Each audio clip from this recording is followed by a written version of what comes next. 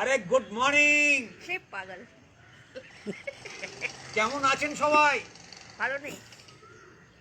দেখুন, দাস গার্ডেনে আজকে গাছগুলোকে নতুন করে টবে পোতা হচ্ছে।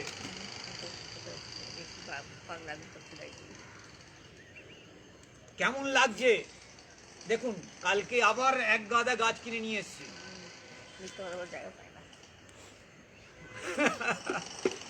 হ্যাঁ, তো কেমন লাগছে?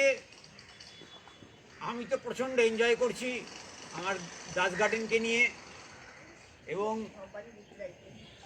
বাড়ির পরিবারের সবাই একসঙ্গে দুদিন আগে পাটুলিতে গিয়ে